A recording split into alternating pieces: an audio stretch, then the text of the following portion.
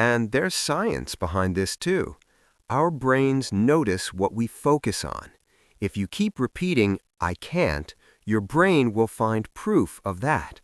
But if you say, I'm improving, your brain will find progress instead.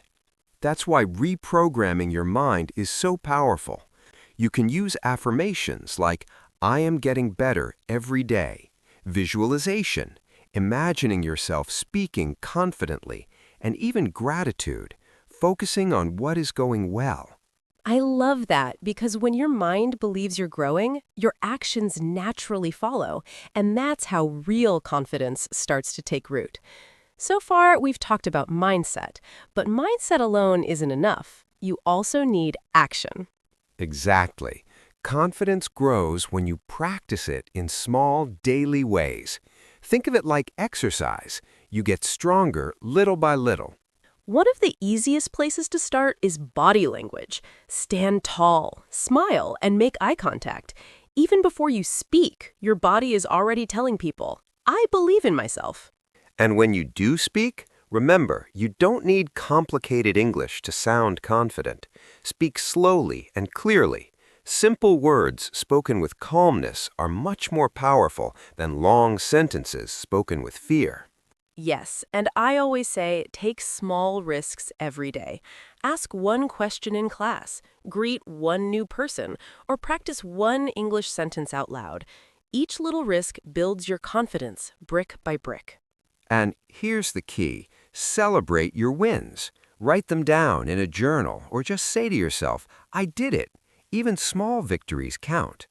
Because the more you recognize your progress, the more your confidence grows.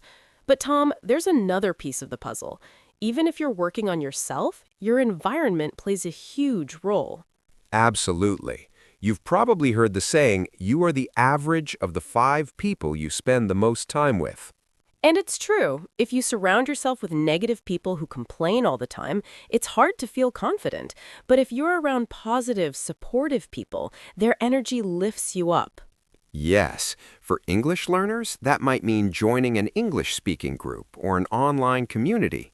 When you see others practicing, you feel safe to try too. And don't forget, sometimes it's just as important to reduce negativity.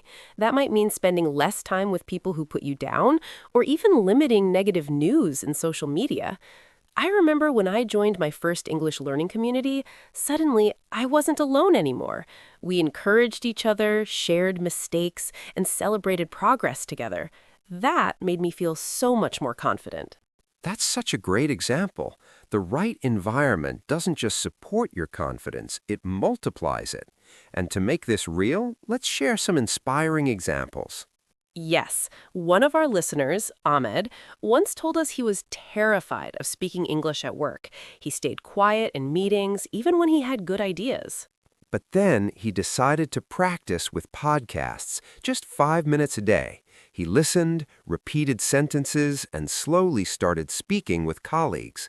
And over time, those small daily steps changed everything. Now he not only speaks in meetings, he actually leads them with confidence. That's amazing. And I've experienced something similar too.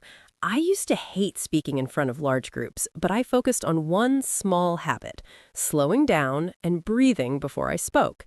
Little by little, I started to enjoy it. See, that's the beauty of confidence. It's not about removing fear. It's about moving forward despite the fear. And if you're listening right now, remember, confidence is not some magical gift. It's built step by step through action, mindset, and the people you surround yourself with. And to help you express confidence in English, it's time to bring in Crystal with today's vocabulary breakdown. Yes, she'll explain some key confidence-related words and phrases from today's episode slowly and clearly, so you can use them in real conversations. Take it away, Crystal. Hey there, it's Crystal, and I'm here to walk you through some of the key words and expressions from today's episode. We'll go slowly, and I'll explain each word with examples, a small reflection, and a chance for you to repeat after me. Ready? Let's begin. Embarrass. To make someone feel uncomfortable or ashamed. Example, I felt embarrassed when I forgot a simple English word. Repeat after me. Embarrass. Remember, embarrassment is temporary. What feels embarrassing today often becomes tomorrow's funny story. Now, let's take a look at another one. Whisper. To speak very softly so only a few people can hear. Example, she whispered the answer to her friend in class. Say it with me. Whisper. Sometimes the whispers in your head say, "Don't try." But you can choose a louder voice, the voice that says, "Go for it." All right, next one. Hold back. To stop yourself from doing something because of fear or doubt. Example, he wanted to speak, but fear held him back. Repeat after me. Hold back. Ask yourself, what's holding you back right now? And what small step could help you move forward? Let's move on. Judge. To form an opinion about someone often too quickly. Example, don't judge yourself too harshly when you make mistakes. Say it with me. Judge. We fear being judged, but the truth is, people are often too busy to notice. Set yourself free from that weight. Here comes another one. Struggle. A difficult effort or something hard to do. Example, learning new grammar rules was a struggle at first. Repeat after me. Struggle. A struggle is not the end, it's the path. Every struggle means you're learning and growing stronger. Now, let's look at the next word. Colleague. A person you work with. Example, my colleague helped me practice English during lunch breaks. Say it with me. Colleague. Sometimes confidence grows faster when you share the journey with a colleague or friend. You don't have to walk alone. Next up, barrier. Something that blocks progress. Example, fear was the biggest barrier to his confidence. Repeat after me. Barrier. Every barrier can be broken. What feels like a wall now may later be a door you walked through. Let's keep going. Mindset. The way you think about yourself, your abilities, and your future. Example, with the right mindset, every mistake becomes a lesson. Say it with me. Mindset.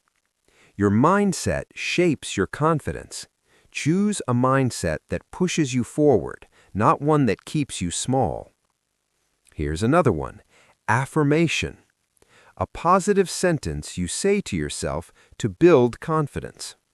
Example, she started every morning with the affirmation, I am improving every day. Repeat after me. Affirmation. Your words matter. What you say to yourself each day becomes the story you live. All right, next word. Gratitude. The feeling of being thankful for what you have. Example, he felt gratitude for his teacher's encouragement. Say it with me. Gratitude. Confidence grows when we notice what's already good. Gratitude lifts us higher. Almost there. Recognize. To notice or accept something is true. Example, she recognized her progress after months of practice. Repeat after me. Recognize. Take a moment to recognize your own progress. You're further along than you think. And now our final one for today. Lift up. To make someone feel stronger, happier, or more confident. Example, her kind words lifted me up when I felt nervous. Say it with me. Lift up. Confidence grows when we lift each other up. And today, I want to lift you up to remind you that you are capable. Beautiful work today. You didn't just learn new words, you explored them, reflected on them, and spoke them out loud. Take your time to review the PDF if you'd like to go deeper. And remember, confidence grows through small steps, repeated often. Keep practicing, and I'll see you in the next one. Thank you, Crystal. Those were some really powerful words, and I think they fit perfectly with today's theme of confidence. Absolutely. So, Tom, if we had to leave our listeners with one key takeaway from this episode, what would it be? I'd say this. Confidence isn't something you're born with. It's something you build. And you build it through small actions, the right mindset, and the people you surround yourself with. Yes. And remember, confidence doesn't mean being perfect. It means showing up even when you feel nervous. Progress always comes before confidence. Exactly. And to our listeners, here's our challenge for you. Take one confident step today. Maybe it's speaking one English sentence out loud, starting a short conversation, or sharing your opinion in class or at work. It doesn't have to be big. It just has to be today, because small steps repeated often lead to massive change over time. And don't forget, we've created a free PDF to help you practice. It includes today's vocabulary, comprehension questions, grammar exercises, and reflection prompts to boost your confidence in English and in life. You'll find it linked in the description below. And we'd love to hear from you. Leave us a comment. What's one small confidence action you're going to take today? If you enjoyed this episode, make sure to subscribe, share it with a friend, and leave us a review. Every bit of support helps us keep creating these episodes for you. Remember, you are more confident than you think. And every step you take brings you closer to the person you want to become. That's all for today. Thank you so much for joining us. We'll see you next time on Real English Voices. Your progress doesn't end here.